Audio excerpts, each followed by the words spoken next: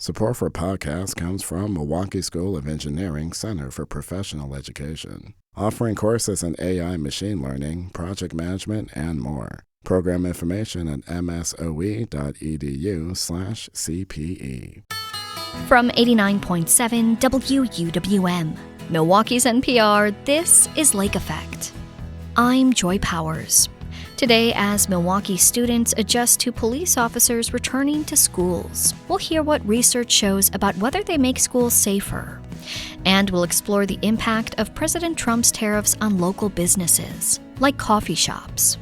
Just alone on tariffs last year, they had to pay an additional $270,000, which eats at their bottom line, and even further than that on all of their products, and just total tariff-related increases in cost for them was around $1 million. Then we'll learn about a stationery market happening this weekend and the joy of using stickers, prints, and greeting cards. You can be creative even though you're not the one who specifically made the items that you buy, but you can kind of transform those items into something else. All of that is coming up on Lake Effect. This is Lake Effect from 89.7 WUWM, Milwaukee's NPR. I'm Joy Powers, and thank you so much for joining us. Milwaukee Public Schools is working to place limits on armed police officers that are stationed in 12 of its schools. Those school resource officers, also known as SROs, are required to be there as a result of a state law passed in 2023. It was part of the shared revenue deal between Milwaukee leaders and the Republican-controlled state legislature. But do armed police actually make schools safer? Ben Fisher is a researcher at UW-Madison who looked into this question in 2023. He spoke with WUWM education reporter Catherine Kokel about what he found. So your 2023 study is what's called a systematic review, meaning that you didn't design a randomized experiment to figure out whether a specific school with police in it is safer, right? You reviewed existing studies from the UK, the US, and Canada to evaluate the use of school-based law enforcement, as you define it. Specifically, you looked at outcomes related to crime and behavior problems, perceptions of safety on a campus, and learning. Can you tell us what you found? What does the research say about whether a school resource officer makes a school safer? Yeah, I think there's two big takeaways from this study. One is for all those outcomes related to crime and safety and the sort of measurable behavior outcomes that we see in school. We don't see any reductions in those things. We don't see that schools are less violent when there are police there. We don't see there are fewer crimes when there are police there. It's about the same. So this idea that we're going to put police in schools and the schools will become safer, that's not something that our review supports. We do see, though, that there is a statistically significant increase in the amount of suspension that's happening in schools. So even though there's not this reduction in crime or behavior problems or violence, we do see that there's an increase of punishment of students. And our review didn't explicitly look at who these students are, but we know from a lot of the studies that we reviewed that these tend to be especially Black students and students with disabilities that end up receiving extra punishment when there's police in schools. Yeah, thanks for breaking that down. So your review found that basically when school-based law enforcement comes to campus, it ends up that more students are suspended. Can you explain why that is? I can offer some hypotheses. So the big caveat is that's not something we were able to measure in our study. But one of the things that we suspect is that when police come into schools, one of two things might happen. One, it might be part of a broader school effort to crack down on student behaviors, that maybe they are bringing police into schools because they have a behavior problem. And so in addition to bringing in police, maybe they're also enforcing their code of conduct more strictly. Maybe they're sort of doing a targeted enforcement of certain rules. And so there's this broader thrust toward punitiveness that police might be part of. And I think the other explanation is that when police are in schools, that's another professional adult in the school who is able to observe and report on student behaviors. Unlike teachers or staff, they get to spend a lot of their time out in the hallways and in the cafeteria and in these places that are sort of high foot traffic areas. And so they might be observing more of these behaviors and then relaying that information to school administration. Again, these are a couple hypotheses for our explanation, but not something that we were able to test directly. The joys of research, right? Like can never really pin any one specific thing down, but can look at how 32 different studies have tried to pin it down in a way, right? Yeah, it's sort of eternally for the next study, we'll look at this. I'm going to take a second to reintroduce you here. Today we're talking to Ben Fisher from the University of Wisconsin at Madison about the effectiveness of school-based policing. This study found that students in schools with law enforcement tended to feel safer at school, but there was quite a big caveat to that because it was based on very little data.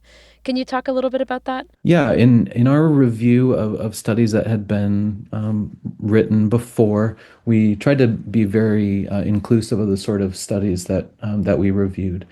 When studies are done, they all will have some degree of strengths and limitations, especially in the extent that to which we can infer causality in that if we have some input, like having police introduced to schools, and then have some output, like feeling safe at school, we can design studies in ways that are better and worse at letting us make claims about that being a cause and effect sort of relationship. The studies that we reviewed, in particular about people's feelings of safety at school, were among the sort of methodologically weakest studies. So reading those studies on their own, we were not very confident that this is a cause and effect sort of relationship. So when we synthesize these studies together, and a small number of them, I think only 2 or 3 studies, tackle this issue. But we're very hesitant to make claims that this is a causal relationship, but one that is more correlational. Yeah, thank you. I will say when I was talking to students about this last month who were protesting school resource officers, many of them also pointed out that, like, they don't feel safe with police in schools because they are students of color, and they've grown up seeing police brutality, and they've grown up having bad experiences with law enforcement, whether that's a personal or a family member's experience.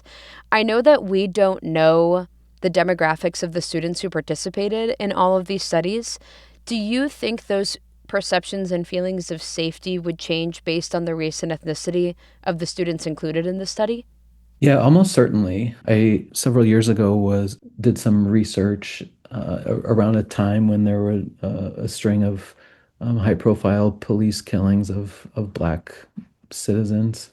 And I remember interviewing a school resource officer who talked about maybe a Black kindergartner who came to school and saw the officer and did the hands up, but hands up, don't shoot motion with his hands. And that is only one anecdote, of course, but I think that is representative of this broader phenomenon of students bring to school the lessons they learned from their homes and their communities that are meant to protect them and keep them safe. And yeah, when they confront police in schools, those things don't just disappear. Oh, yeah, that's such an interesting anecdote. Students here in Milwaukee protested last month in support of these accountability measures. As you know, Milwaukee is required to institute a school-based policing project, but these accountability measures include limiting school resource officers or SROs' involvement in school discipline and instituting quarterly reports to the school board on the number of incidents and arrests at schools, as well as non-identifying demographic information.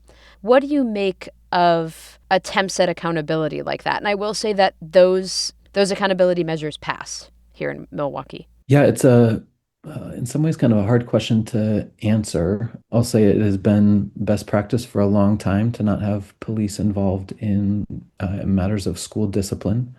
And I did a project maybe a decade ago where we interviewed almost every single SRO in a given school district. One of the things that they all said when we asked about school discipline is, I don't do discipline, I don't do discipline, I don't do discipline. As soon as they finished that phrase, they would go on to describe ways in which they did discipline. And so I think we need to be a little bit more precise in what we mean when we say that. Is it just that they are not writing the actual slips? Is it that they're if a student's breaking school rules, they don't say anything about it? Is it that they don't take it to the administration? And so I think there's a lot of fuzzy area and wiggle room around that in particular. But maybe aside from that issue, I think sort of the broader spirit of this is really reflective of some of the current conversations happening in society about the relative strengths and weaknesses of reform-oriented approaches versus abolition-oriented approaches. And I think reform-oriented approaches are geared toward harm reduction in the short term, but maybe don't have as strong of a vision for sort of doing things well in the long run. And abolitionist approaches are certainly less politically palatable right now, but I think offer a vision for how the world could be better and make the need for this sort of irrelevant. Yeah, I think some of these same conversations happening about this topic are kind of similar to how we're talking about policing more generally. Yeah, thank you. Is there anything that we didn't talk about that you think is important for me or listeners to know about this? Anything we didn't get to? I'm wonder how much listeners know how unique Milwaukee's situation is. I know there are a few states that have mandated that there need to be police in schools or some sort of equivalent, but I've never heard anywhere, and maybe it exists, and I've just never heard of a state government targeting one particular school district and saying, as your state legislature, you all need to be putting police in your schools. That's just a really unique thing about Wisconsin and about Milwaukee. Yeah, that's a good point.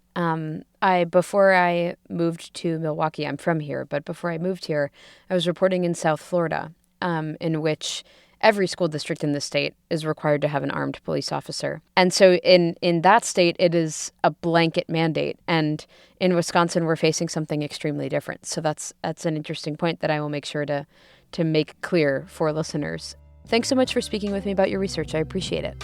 Thank you for your time.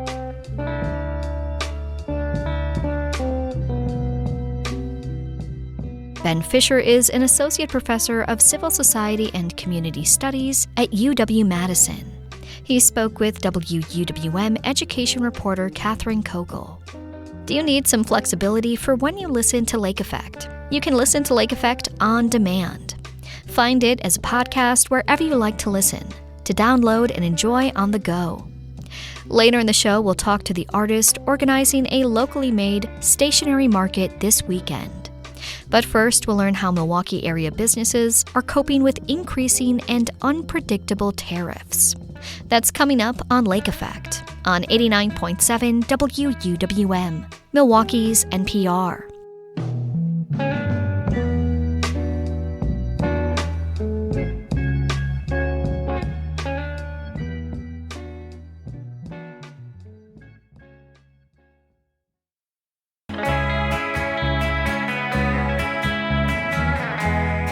You're listening to Lake Effect on 89.7 WUWM. I'm Joy Powers. Companies around the nation are waiting on the U.S. Supreme Court to rule on the legality of President Donald Trump's tariff war. The president has been using tariffs as both a threat and punishment against nations that he believes have slighted him and the U.S.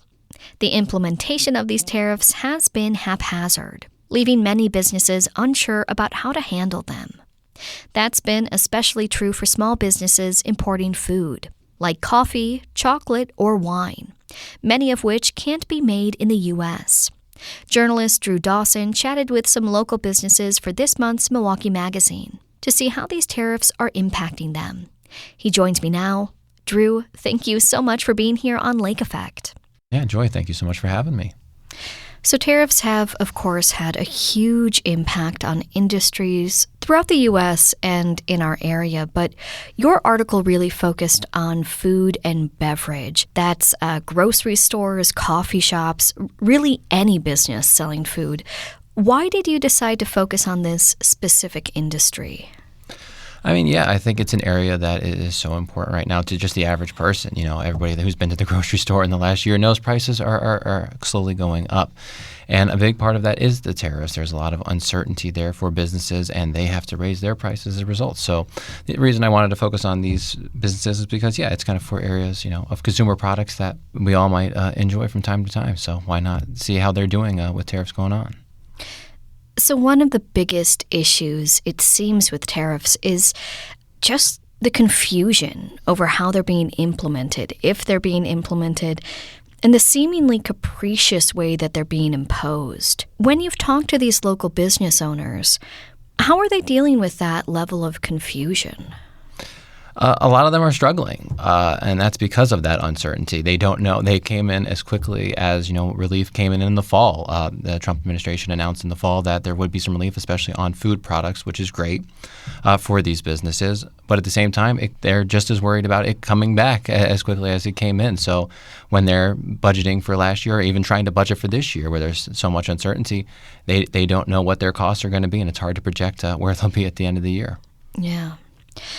I mean, there's often this line of, well, if you don't want to pay tariffs, just buy local, buy American. But that isn't possible for many of these businesses specifically. One of the best examples might be just coffee shops in general. You specifically spoke with Stone Creek here in Milwaukee. When you break it down, where are most of their products really coming from? Well, it's not from the U.S. Unfortunately, you cannot buy coffee beans from the U.S. because you can't grow them here. There's a specific ring around the world that is very tropical and, unfortunately, not any U.S. land. So they have to import all of it. They have to import every single bean, and they do 600,000 beans a year, which is no small number. But that cost means just alone on tariffs last year, they had to pay an additional $270,000, which eats at their bottom line. And even further than that, on all of their products and just total tariff-related increases in cost for them was around $1 million. And I don't know about you, but I do not have $1 million just lying around, and I don't think many businesses do. Yeah, especially these small businesses that, are really local institutions. I think Stone Creek would be among them. How is that impacting their business? Are they raising their prices? Are they, trying to wait it out right now? No, I think a lot of places are struggling with that. They're trying to hold off as much as possible. An example would be Stone Creek, where they have had to raise the price of a cup of coffee, which no one wants, and most customers understand that is the reality. As all costs go up, they're going to see increased prices. But at some point, as they mentioned, that there is only so much that someone is willing to pay for a product. Same with, I talked to the chocolate sommelier on Brady Street, and they too have had to raise prices. And yes, their prices are around $10 to $12 for chocolate. A 10% raise is only $1.50, but that adds up. And again, it's the same situation of people will only pay so much for a product, and when do you reach that point? Yeah. Chocolate's another product that, of course, can't really be made here. It's made in other areas of the world generally. Mm-hmm. What are they seeing, especially because I think when we talk about chocolate, there is the kind of higher tier chocolate, but then there's a lot in between, and I think it's not expected to have a huge price point. Yeah.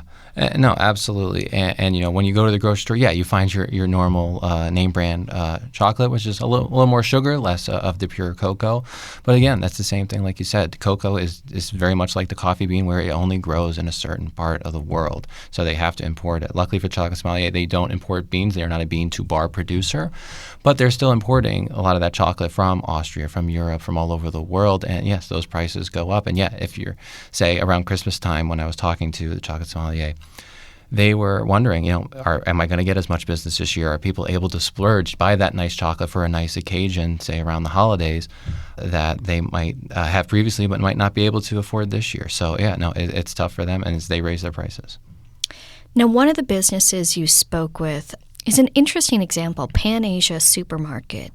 It opened fairly recently in West Dallas, but the timing was interesting given the tariff confusion.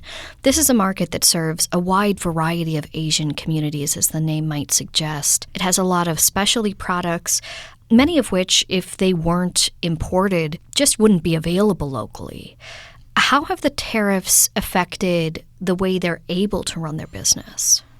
And the first question I have for them was, what was it like opening a business that does focus on that amidst all of this? And the answer was, it's been very tough. The tariffs have limited stock availability for them, so they're keeping their shelves stocked on a lot of those imported products. has brought a lot of challenges. It's also forced them to get what they call creative in finding solutions. So, a lot of the produce that they were, pulling from around the world, they've actually started to work with more local producers, which is both good for Wisconsin and good overall for the economy. But as you can imagine, it's completely changing your supply chain. So it is forcing them to do a lot of things different and have a lot of limited stock availability, which, their customers come to expect. One of the things your article looked at was they had initially planned to have a lot of products that were coming from China, but the tariffs that have been placed on China have been maybe the most confusing, seemingly fluctuating from impossibly high to then, a lot of things that are omitted from the tariff impact. What is that like for a grocery store like Pan Asia?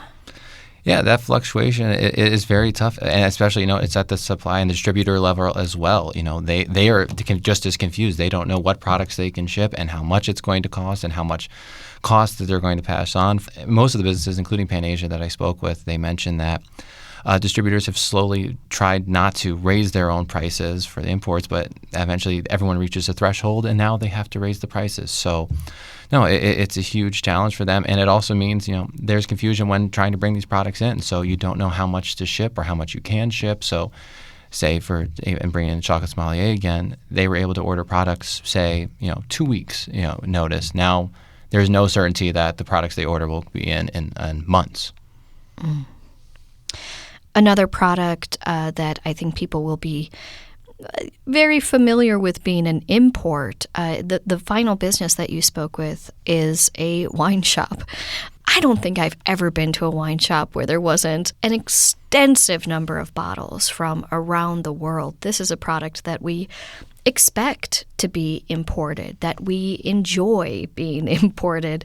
How are they doing with these tariffs? Yeah, I am not a wine drinker myself, so learned actually a lot during this process. But they just like any are struggling. The 60% of their inventory is imported, which is quite a bit of their wine cellars. So they have also had to get creative in how they buy their wine.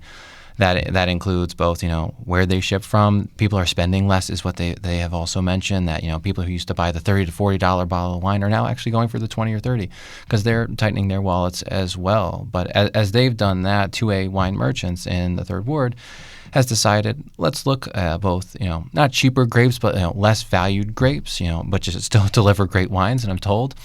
But also, they've expedited the process of looking at more U.S.-based wines. It was a conversation they were slowly having over time. The U.S. wine market, from what they tell me, has become a lot better grapes, a lot better offerings, but it wasn't something they were planning to do for a few years, whereas now they're very much pushing it with the increased cost of tariffs.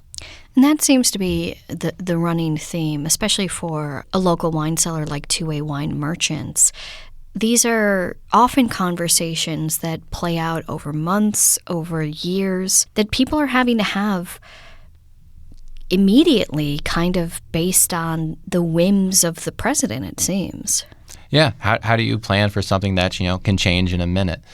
You really can't. And so, the businesses just have to react on the fly. And a lot of these are very small businesses, They have very limited supply chains. And so if those get tightened up, you don't have much options, So for Stone Creek, that's still trying to expand. As we know, we have 4 shops locally and very beloved in the Milwaukee area.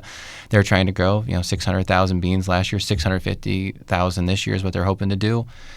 How do you plan what your bottom line is going to be when you don't know how much it's all going to cost? Yeah. Well, Drew, thank you so much for joining us here on Lake Effect. Yeah, thanks so much for having me, Joy. Appreciate it.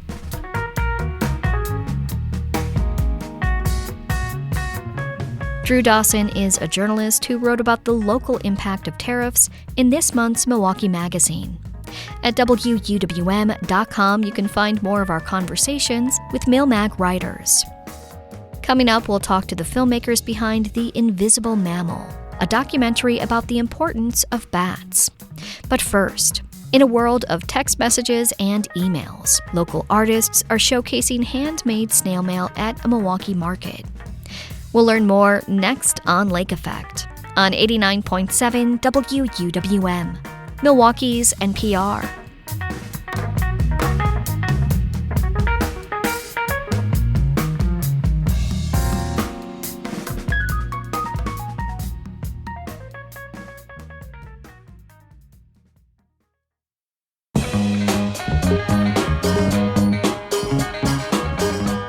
This is Lake Effect on 89.7 WUWM. I'm Joy Powers. When was the last time you wrote a letter to someone you love? Well, the snail mail stationery market has got you covered, just in time for Valentine's Day. You can check out the market this Saturday at Anodyne Coffee in Walker's Point and enjoy stickers, posters, cards, and more. It's the market's second year, and all the stationery is illustrated and printed by 8 local artists. Chandler Hogan is one of those artists and the organizer of the Snail Mail Stationery Market. She speaks with Lake Effect's Excret Nunez about her love for stationery and what people can expect to see at this year's event. Before we chat all things snail mail, I'd love to learn a little bit more about you as a graphic designer and illustrator. I was wondering if you could describe some of your designs and illustrations. Yeah, so my work pulls from nature. My childhood, I grew up on a farm, so I draw a lot of farm life, and I take a lot of inspiration from just rural areas, maybe overlooked things that you kind of find the beauty in every day. One of my favorite pieces that I've made is a lovingly rendered image of a tobacco plant, which my family grows. And it's kind of one of those things where you don't think it's beautiful, but they have like the most beautiful blooms that are actually like cut off and like thrown away, whereas you usually want the leaves instead. But yeah, so I'm kind of just inspired by things from my childhood and different kinds of crafts. I've been really interested in quilted patterns. That's been something that I've been seeing a lot. I think it's kind of trending now, but it's something that is like very nostalgic and homey. And there's a lot you can do with that, and it has a lot of rich cultural background. So that's something that I've been kind of exploring. Definitely. I find your work really like comforting and like warm. Like, I don't know, it just gives me like makes me nostalgic for summer in Wisconsin. Yeah, I definitely love the summer the most. I just love creating a space to kind of escape. And you're hosting the Snail Mail Stationery Market this Saturday. It's the second year in a row that you've done this. How did the idea to host something like this in Milwaukee come up for you? Yeah, so I have been vending for about 3 years now, and one of the biggest things that I wanted to do was to have the market kind of vendor-centered. So I really took in my vendors' like ideas to see what I could do better next year. I've been to a lot of markets, not a lot, but some markets where I didn't feel maybe the vendor was put as the most important thing. It was very centered around people coming, which totally makes sense, but also having a balance of working with the vendors and making sure they're comfortable, everything's working for them. And I feel like the rest will fall into place. So yeah, that was definitely something I wanted to highlight. That really makes sense. And I want to talk about the stationery aspect of this market. What about stationery draws you in? Like, are there like particular items, or is it just something about like physically having the artwork? Yeah, I started making stationery because it made the most sense for applying my artwork to these pieces because I'm already making prints. So I started actually making artwork for stationery, which is really different in my opinion. You're going into the project knowing this is going to be a notepad, this is going to be a journal cover or something. So it's a little different than just like making art and then thinking like, oh, I can make stickers out of this. So it just made sense for what I do. But my love for it, it definitely draws me in that it's physical, that you can manipulate it, that you can be creative even though you're not the one who specifically made the items that you buy, but you can kind of transform those items into something else. Yeah, and I really relate to what you were saying, too, about how fun it is to use different stationery items to make something unique that, like, no one else really has. Like, I love making birthday cards for my friends. Yeah. That's one of my favorite things to do, or sending postcards to my friends, and just, like, adding a Lisa Frank sticker. I have like a box of stationery, and whenever I have to send a letter, I'm like, it's gonna get crazy because I have so much. I'm wondering, like, Can you think of a piece of stationery that you bought or maybe was gifted to you that really meant something to you? Yeah, I have like a library of artists that I really love that are online. And, when you want to buy something and the shipping price is like $5 and the item that you want is $3 and you're like, is it worth it? So I got gifted Wawe Studios. WAWE Studios is one of my favorite artists, and she makes like sticker packs. They're like puffy stickers, and I got a pack of like Halloween ones, and I just love those, and I feel like I use them so sparingly. I've had them for like 2 years now, and I'm like, I don't want to like ever get rid of them. I'm Lake Effect's Excret Nunez, speaking with Chandler Hogan, organizer of the Snail Mail Stationery Market in Milwaukee. Chandler, tell me about this Saturday's stationery market. Where should people go, and what can they expect to see? So this Saturday, if you go to the Anodyne in Walker's Point from 10 a.m. to 2 p.m., we will be slinging our stationery, me and 7 other vendors. All of our stationery is handmade by us, no AI art, from different mediums, lino cut, digital, risograph, printed, all over the board. And when you walk in, there will be a volunteer holding cards, and that is for our stamp rally. Whenever you are buying a piece of stationery, it doesn't matter how much or how little it was, you will receive a stamp. And if you buy from 6 different vendors, you will receive a little bag full of stationery goodies that is not available at any of the other tables. It's not like you're getting repeats or anything. And I'm really excited to offer this. This is not something I did last year. And we'll also have volunteers wearing snail mail shirts. They'll be walking around if you need any help. And then we'll also have a tiny booth that will be selling snail mail stickers and extra snail mail shirts because I ordered too many. So you mentioned, including you, there will be 8 graphic designers, illustrators, artists at Snail Mail. How did you decide who to showcase? I take into consideration people's different styles, different demographics that they're trying to reach, the medium that they're using, and just kind of like the vibe that they're all giving, because I really want to have a range of different kinds of artwork throughout, because it's no fun to go to a market and everything's kind of samey. And it also helps me choose people that maybe are newer or are just starting out. Last year, I hosted Allie Miller, who is a very accomplished graphic designer, but had just started selling.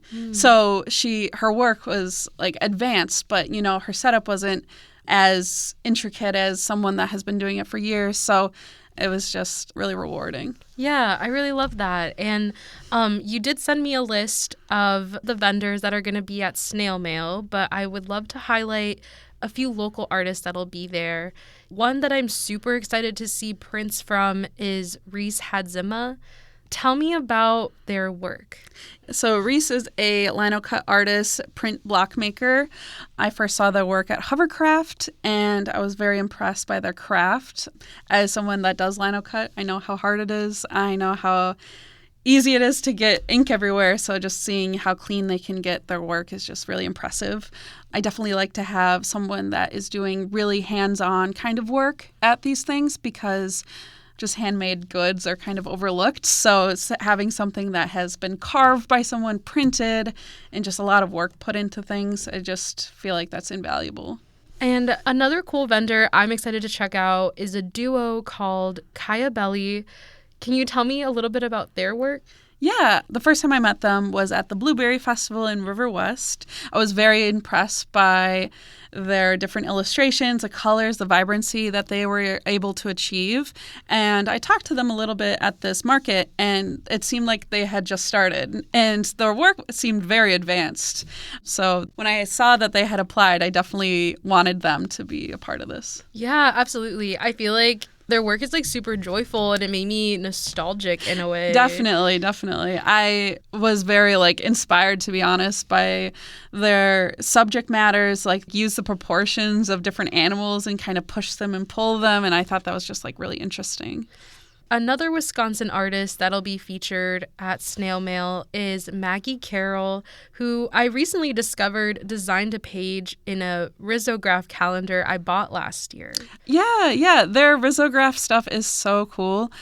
I met Maggie at their thesis show, and I was really impressed by their risograph. I love riso. I always drawn to risograph when I go to like different markets. I don't know what it is about the colors or the kind of grain texture that you kind of get with that.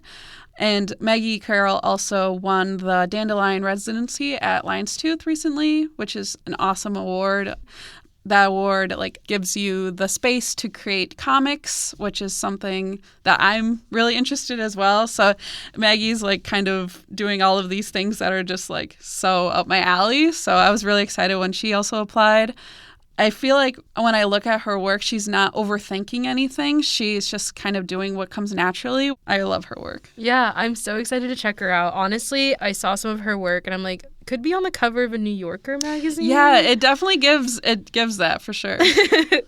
Well, Chandler, thank you so much for speaking with me today. I am so excited to check out Snail Mail this weekend. Thank you. I hope you come get some stationery and meet some awesome local artists.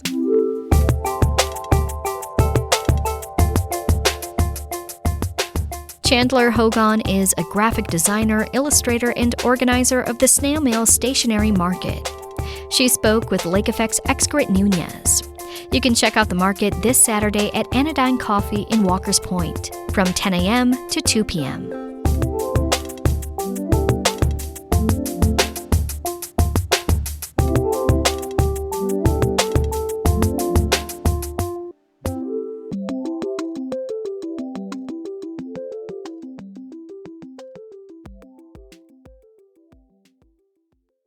The documentary The Invisible Mammal is a celebration of one of the most misunderstood animals, bats. It also highlights the women in science who are working to conserve bat populations around the world. To learn more about the film and about bats, Lake Effect's Audrey Nowakowski speaks with 3 women. The documentary's executive producer and Milwaukee native, Holly Mosher. Ariana Donaldson from the Zoological Society of Milwaukee, and Amanda Tokuyama from the Urban Ecology Center. Holly begins by explaining how she was introduced to the world of bats. I was an executive producer on a film called Vanishing of the Bees, and a good friend of mine, the director Kristen Tiesch, had been making this film about bats since 2018. She first did a short in 2016, and then halfway through the film, she's like, "Oh, since you worked on another pollinator film, would you work on my film?" And I was just so happy to be able to be of service again to a really important ecological story that talks about both a problem that we are facing and then also looking at solutions. So I came on in about 2021, I think, to help finish it up. Okay. And would you say that was like kind of your introduction to bats on a deeper level? What was your relationship to them? Were you just curious about them? How has your perspective on these animals changed? Yes. Well, being friends with the director and watching her go through her short film, I learned earlier about bats and what was happening and was very saddened to hear about white nose syndrome. And I talked to some people and they thought, oh, there's going to be no hope for that. And it's so devastating. One of the things that really impacts my heart the most is hearing about all the species that are going extinct. It's heartbreaking how many species we are losing regularly. So I was really excited to follow this beautiful story about women in science working to help these bats and just seeing their love for the bats and their joy in their work. And I also love that the story also tells what it's like to be a woman working in science and how it is actually a beautiful career trajectory. So I love for all of these reasons working on this film. It's been really impactful personally to help tell this story. Well, and speaking of women in science helping bats, we're also joined by Ariana from the Zoological Society of Milwaukee and Amanda from the Urban Ecology Center. So before we get into your specific work, Ariana, we'll start with you. I just want to know, like, what sparked your interest in bats, how you got into this field of study. Oh, sure. I really like telling this story too because my background is not in local ecology. I got my degree studying primate genetics and ecology, and then I work at the zoo. And we focus on conserving species that are threatened or endangered, and that's around the globe, but it's also here at home. So a few years back, we were really looking at the local landscape and what species are most threatened in our state. And unfortunately, that includes bats, the northern long-eared bat and the little brown bat. And so we really wanted to do more. We were looking at how we could support. And so I stepped into this work without having any background in it. And I think that's an excellent story to tell because anyone can really do this. Anyone can support community science work to conserve and research and study these bats. So that's kind of how I stepped into it, was the need. And then we support some bat surveys here at the zoo and then in southeastern Wisconsin.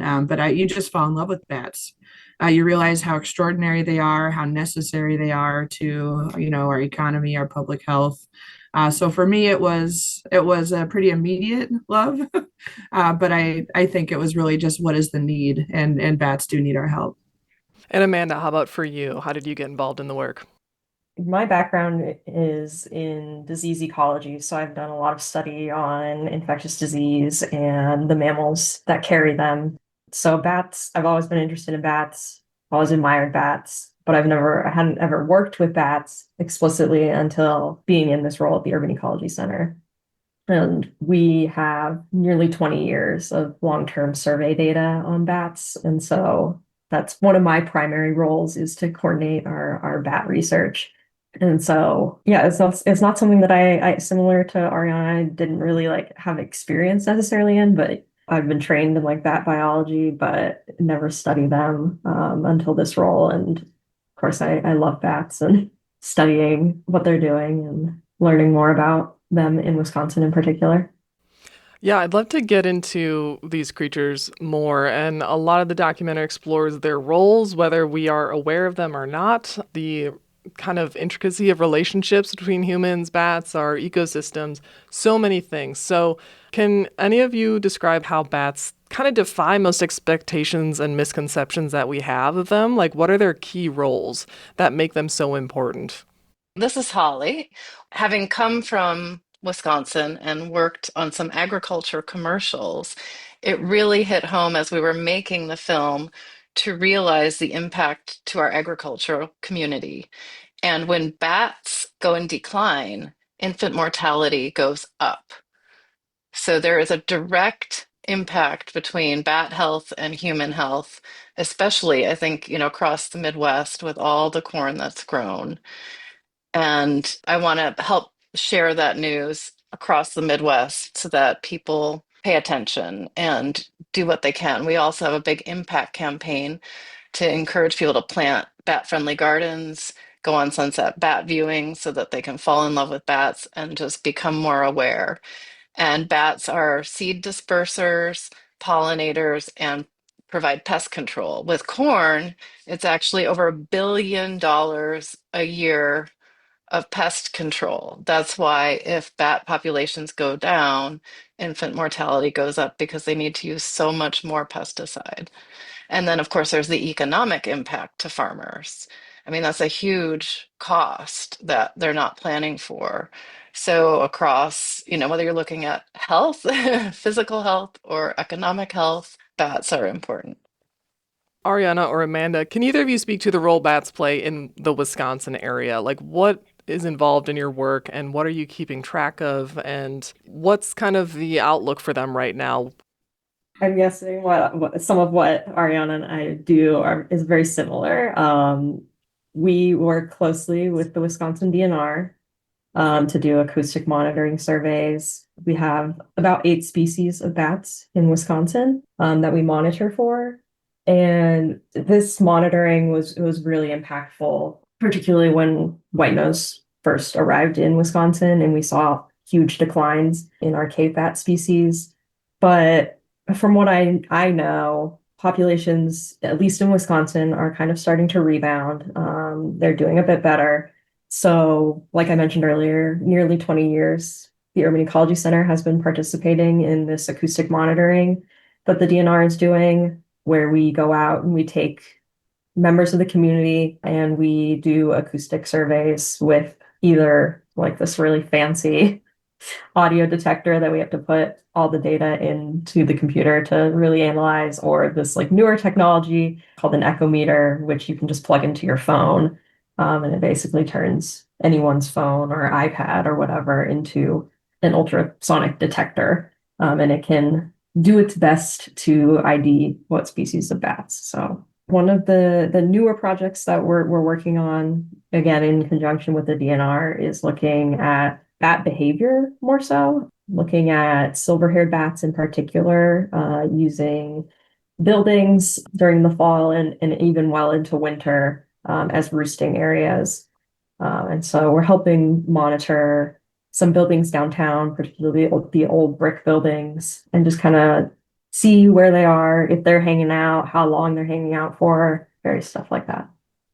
I like that a lot. And Ariana, what does your work look like with the zoo? Are you kind of keeping track of the bats that are in your grounds, or does it expand beyond your physical footprint?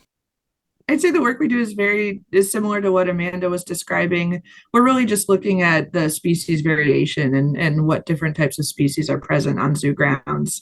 And then similarly, we support a driving route through Waukesha, Racine, and Kenosha that is managed by the Wisconsin DNR, the Department of Natural Resources, really just to kind of look at the presence of bat species over time. Is that shifting? Are we seeing, fewer species? Are we seeing more instances of, for example, the little brown bat who's been heavily impacted by white nose syndrome.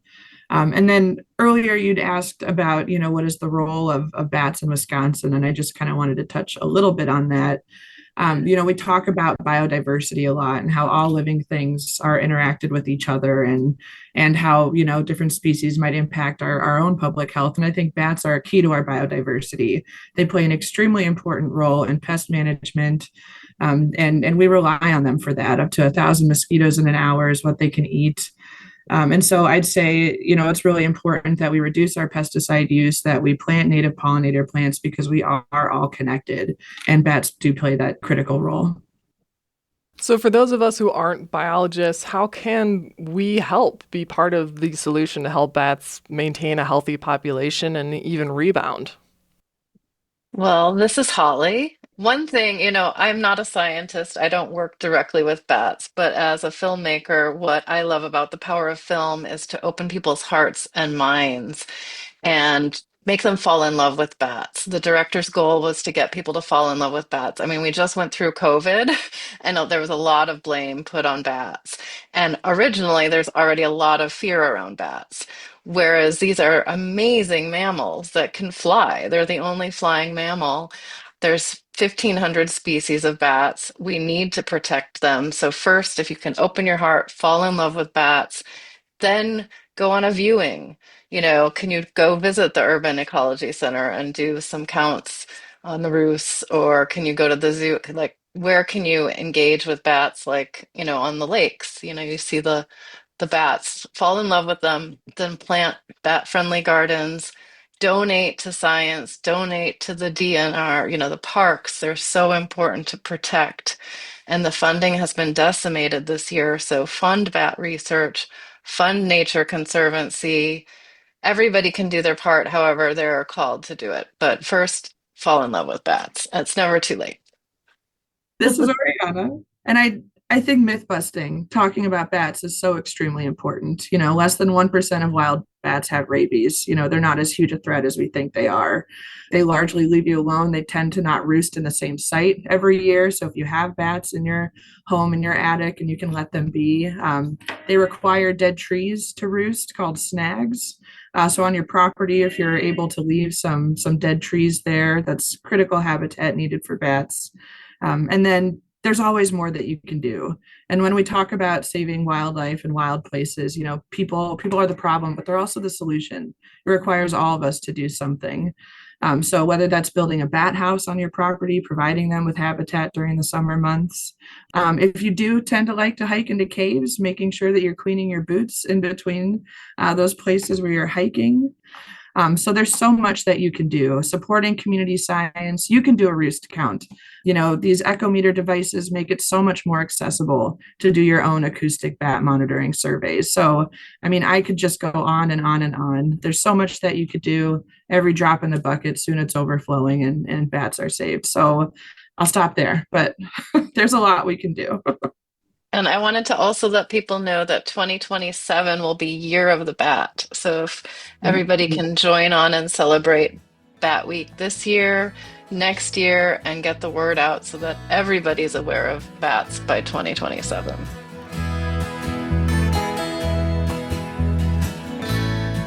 Holly Mosher is the executive producer of the documentary The Invisible Mammal.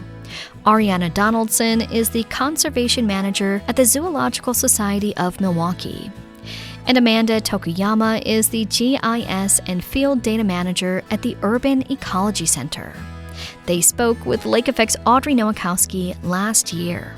The documentary is available to watch online at theinvisiblemammal.com. And that wraps up today's show. Thank you so much for being here with us. I'm Joy Powers. If you missed any of Lake Effect this week, you can find all of our conversations at wuwm.com. If you'd like to take the show on the go, you can download the Lake Effect podcast wherever you get your podcasts. Tomorrow on Lake Effect, we'll learn about the implications of Milwaukee's declining birth rate. And a new Bubbler Talk takes us to an ancient chapel that was reconstructed on the Marquette campus. Thanks so much for joining us right here on listener-supported 89.7 WUWM, Milwaukee's NPR.